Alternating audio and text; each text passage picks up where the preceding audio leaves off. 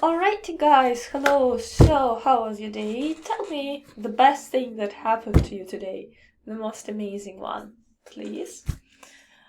Okay, so you met with your friends and you went where?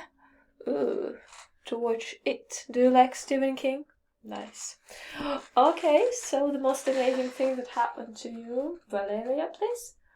Okay, you went to the park and ate lunch in the fresh air. Oh, that's nice, eating lunch in the fresh air. Did you hear? Have you ever heard this saying, fresh air drives fresh thinking? Okay, what do you think it means, fresh air drives fresh thinking? Basically, the more you spend your time in the fresh air, the better your ideas flow. Yeah? Okay. So, guys, today we continue to discuss our super topic, emotions. Last time we discussed positive and negative emotions and neutral emotions, right? Who can remind me a couple of positive emotions, negative emotions, and neutral emotions? So, when we're talking about positive emotions, stuff like what?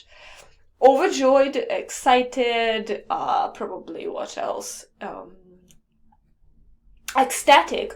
Nice, that's like very positive. Okay. Negative emotions, for example, um, what? Desperate, right? Overwhelmed. And we had a nice synonym for overwhelmed last time. That was inundated. Like when you're inundated with information, you're overloaded or overwhelmed, right? Thank you. Swamped with information. Yeah. Or swamped with projects. It means like you have so much to do that you feel a little bit unstable or like overloaded. Yeah, very good. And what about neutral emotions? Who can tell me about neutral emotions? Surprised, for example, when you are very so when you're surprised, it can be both pleasant and unpleasant kind of surprise, right? Okay. Alright, so today we are going to talk a little bit more about emotions and we will talk about emotional intelligence, okay? This is a very interesting concept, a very interesting idea. You will love it, I'm sure. But first of all, can you have a look at my screen here? We have the best of portrait photography. This is a magazine for professional photographers, and I know you guys love this kind of stuff. You love photography. You told me about your Photoshop skills. Okay. So you can check it out. This magazine is actually available online. So, portrait photography. It gives tips and techniques on how to be great at your craft as photography. So, we are going to look at people, at faces, and try to understand what kind of emotions these people feel. Okay?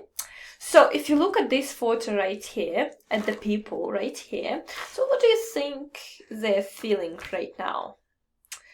So, this is probably some kind of connection that they're feeling, yeah? So, they're feeling very connected to each other, the feeling of connectedness.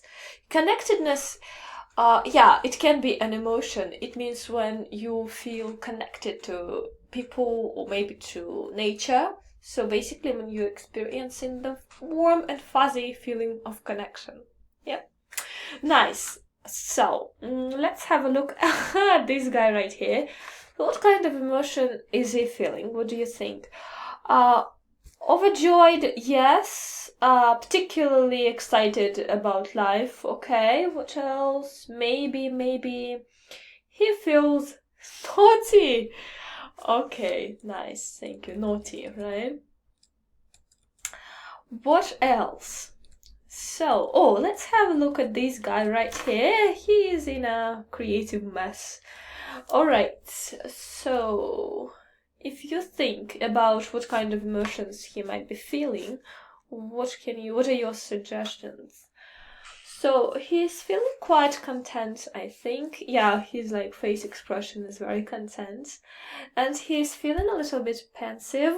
Pensive. So remember pensive, it means very thoughtful. When you're up in your head, very thoughtful. So are you ever pensive, guys? Of course, right? Alright, so, and I also think Creative, yes, creative is nice. Thank you, Valeria. And so this guy, he's in a state of creative mess, as you can see. Yeah, and he has lots of interesting art here. He's probably an artist. All right, let's have a look at this one right here. What kind of emotion is he feeling? What do you think? He's probably, like, this photograph shows this guy as opposed to the world outside of this guy, right? Because we can see that the people here are very blurred, so as to contrast the sharpness of this guy to the blurriness of the people. So basically this guy maybe has maybe he's very focused on himself as opposed to the people around him. Okay, self-focused guy. And the last one, let's have a look at this one. So, what kind of emotion is he feeling? What do you think? Okay, so he's pensive, kind of thoughtful. Maybe even he's... I can feel like he's thinking about something. He's very thoughtful. Maybe he's thinking about some kind of decision that he's supposed to take. Yeah, so he's considering his options. Preparing for action, basically. Thank you. Alright, guys, so you can check out this magazine online. It's freely available. And today we are going to talk about emotional intelligence. So, emotional intelligence. First, I want to hear your idea about what that is. So, think about emotional and think about intelligence. We already have our cognitive, mental intelligence, right? Like intellectual intelligence. And we all know what that means. Yeah, so you're an effective learner. You can memorize stuff easily. Basically, you can process information very quickly. And when you're thinking about emotional intelligence, what kind of thing is that? So, can you please give me your idea? So, emotional intelligence, what is that, monster?